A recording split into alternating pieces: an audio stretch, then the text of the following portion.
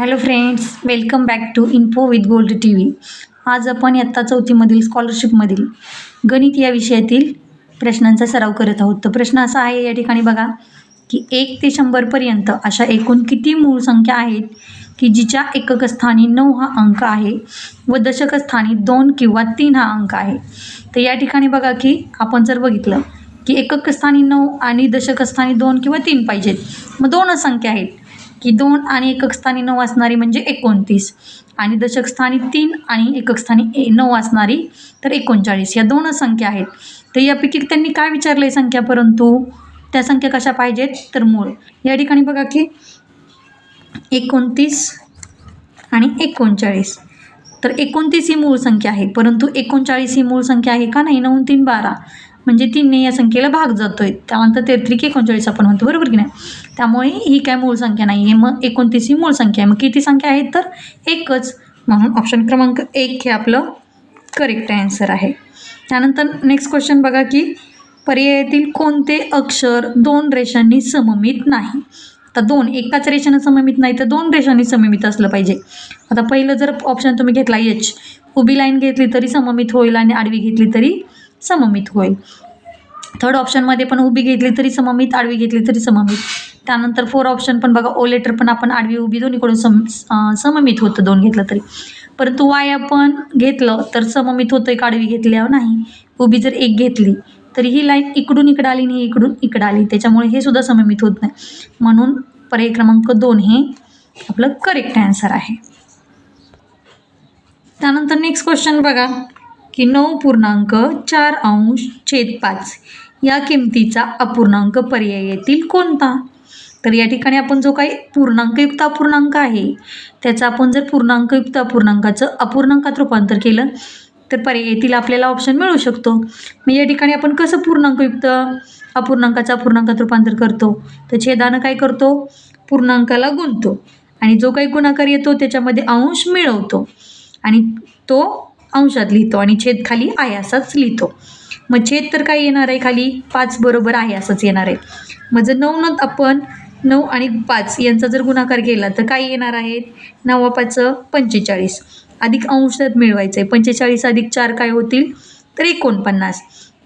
आणि मग 49 आपण कुठे मांडणार तर या ठिकाणी आपण 49 अंशात मांडतो आणि छेद जो आहे तो छेद आहे असाच मांडतो 5. मग 49 अंश छेद 5 असं कोणतं ऑप्शन आहे तर आपण ऑप्शन चेक केले तर ऑप्शन क्रमांक 4 49 अंश छेद 5 हे करेक्ट आन्सर आहे. या दोन्ही पण अपूर्णांक याची आणि ह्याची किंमत काय असणार आहे तर सारख्याच किमतीचा तो अपूर्णांक असणार आहे.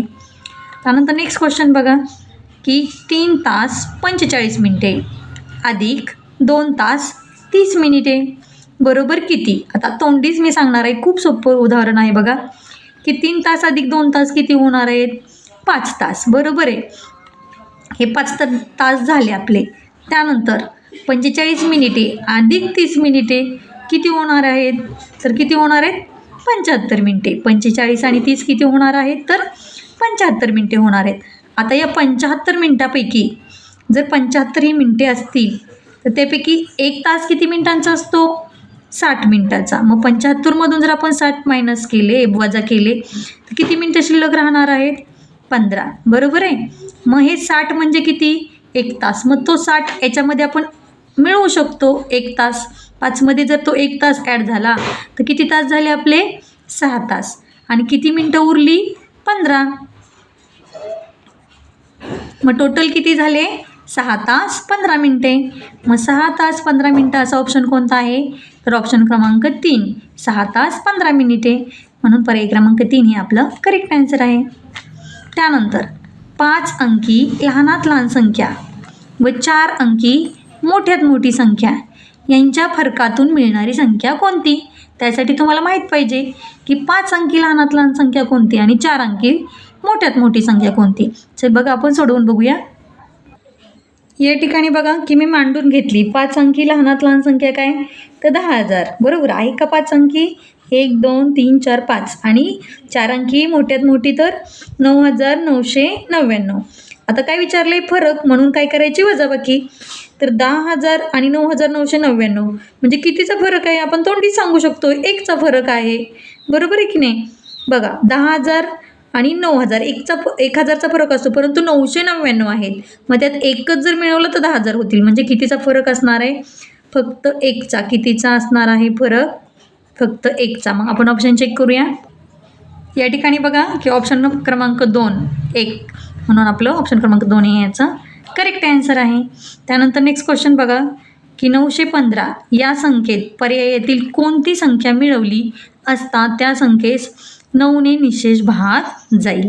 आता निशेष भाग कोणत्याही संख्येला जाण्यासाठी त्या संख्येची आपल्याला कसोटी माहीत पाहिजे. बरोबर आहे. मग त्यासाठी काय सांगितलं आहे की 915 या संख्येला पर्यायातील कोणती संख्या मिळवल्यावर 9ने निशेष भाग जाईल. 9ची कसोटी काय सांगते की जर संख्येतील अंकांची बेरजेला 9ने भाग गेला तर त्या पूर्ण संख्येला 9ने भाग जातो. या ठिकाणी आपण अंकांची बेरीज करून बघूया. 9 आणि 1 10, 10 आणि 5 15. मग 15 आहे म्हटल्यावर तर 15 9च्या पाड्यात आहेत का? नाही. तर किती आहेत 9च्या पाड्यामध्ये? 18.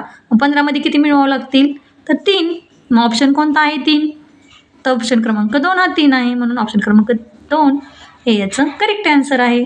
मग 18ला 9ने भाग जातो. मग या दिलेल्या संख्येला सुद्धा 3 मिळवल्यावर काय होईल? 9ने निशेष भाग जाईल. आता नेक्स्ट बघा की सोबतच्या आकृतीतील समान चिन्हाच्या जागी समान अंक आहेत तर त्रिकोण व वर्तुळच्या जागी पर्यायातील कोणते अंक येतील?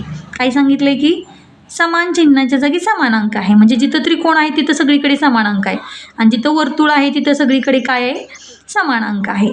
मग आता आपण या ठिकाणी कसं सोडवायचं हे उदाहरण बघा. या ठिकाणी काय दिलं आहे? त्रिकोण. या ठिकाणी वर्तुळ आणि त्यांची काय केलेली आहे? बेरीज. या ठिकाणी 3 येतं आहे म्हणजे या ठिकाणी दोन्हींची व्हॅल्यू काय असली पाहिजे? एकतर 2 आणि 1 असलं पाहिजे. बरोबर आहे. 2 आणि 1 काय होतील? 3 होतील. बरोबर आहे. परंतु आपण इथं 2 घेतले आणि समजा इथं 2 घेतले, इथं 1 घेतला, 3 झाले. हां, मग आता इथं सुद्धा आपल्याला काय घ्यावे लागतील? 1 आणि इथं सुद्धा काय घ्यावे लागतील? 2. मग काय आलं? 3 येतील. परंतु 3 आले का? तर त्रिकोण आला आहे म्हणजे आपण चुकीचं घेतलं. मग या ठिकाणी आपण तसं घेऊ शकत नाही. मग 3 येण्यासाठी काय झालं पाहिजे? एकतर 13 बेरीज आली पाहिजे. मग 13 बेरीज कशाची येते? कोणत्या संख्येची 13 बेरीज येते हे बघावं लागेल आपल्याला. तर आपण पर्यायातून चेक करू. का 13 घेतले मी? तर इथं जेव्हा 13 येतील तेव्हा आपण एकक स्थानी 3 मांडू आणि हातच्याला 1 देऊ की नाही? म्हणून 13 घ्यायचे. मग 13 बेरीज दिलेल्या पर्यायामध्ये कोणाची येते? बघा पहिला पर्याय 4 नाही, 9 2 11 नाही, 9 4 13 बरोबर आहे. ऑप्शन क्रमांक 3 हे याचं करेक्ट आहे. लास्टचं तर बघा 8 आणि 4 12 म्हणून हाच पर्याय बसतो. पर्याय क्रमांक 3. पुढं चेक करायची गरज नाही. बरोबर सगळे बसणारच आहेत.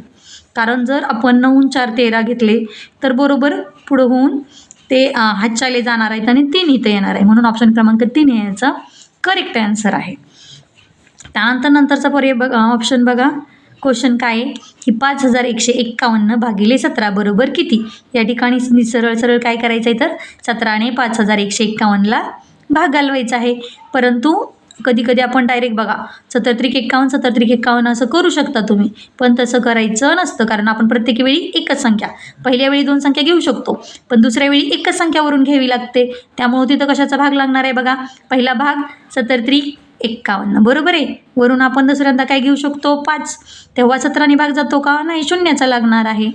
मग परत 1 घेणार आहे खाली आपण. मग किती झाले? 51. पुन्हा 17 त्रिक 51 म्हणून पर्याय क्रमांक 3 हे याचं करेक्ट आन्सर आहे. त्यानंतर नेक्स्ट क्वेश्चन बघा की 4थी वर्गातील चौथीच्या वर्ग शिक्षकांनी 5 मुलांना व 6 मुलींना प्रत्येकी 9 गोष्टीची पुस्तके दिली. किती मुलांना? 5 आणि मुलींना किती? 6. गोष्टीची पुस्तकं किती दिली? 9. तेव्हा त्यांच्याकडे 5 पुस्तके शिल्लक राहिली. बघा किती शिल्लक त्यांच्याकडे पुस्तकांची संख्या शिल्लक किती राहिली? तर 5 राहिली. तर पदावली रूपात कसे मांडता येईल? मुलांना किती दिली बघा बरं. बघा कसे दिलेले आहेत. या ठिकाणी 5 मुलं अधिक 6 मुली अधिक करावी लागेल की नाही? दोघांना पण दिलेत, मुलांना पण दिलेत, मुलींना पण किती दिलेत? 9 दिलेत. मग ते 9ने गुणावं लागेल. बरोबर आहे की नाही? मग ह्यांची काय करू शकतोय आपण? बेरीज करू शकतोय.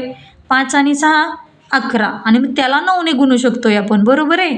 म्हणजे एकूण पुस्तक येतील. तरी पण शिल्लक किती राहिलेत? 5. मग ती शिल्लक राहिलेली आहेत म्हणजे ती काय करावं लागतील? वजा करावी लागतील का मिळवावी लागतील हे विचार करा बरं. मग हे पदावलीच्या रूपात आपल्याला मांडायचे. मग तरी पण त्यांच्याकडे पुस्तकं अजून किती राहिली आहेत? 5 शिल्लक राहिलेत. मग ती काय करावी लागतील तर मिळवावी लागतील या ठिकाणी जर आपण बघितलं तर. मग असा ऑप्शन कोणता दिसतोय बघा 5 अधिक 6 या ठिकाणी बघा 5 अधिक 6 बरोबर आहे. मग गुणुले आपण त्याला 9 करणार म्हणजे एकूण पुस्तकांची संख्या निघेल. तरी पण अजून एक्स्ट्रा 5 आहेत मग ती त्याच्यात मिळवावी लागतील. मग मिळवण्यासाठी काय असतं? बेरजेचं साईन, बेरजेचं चिन्ह असतं. म्हणून ऑप्शन क्रमांक 3 हे याचा करेक्ट आन्सर आहे. अशा पद्धतीने आपण पदावली त्याची मांडू शकतो.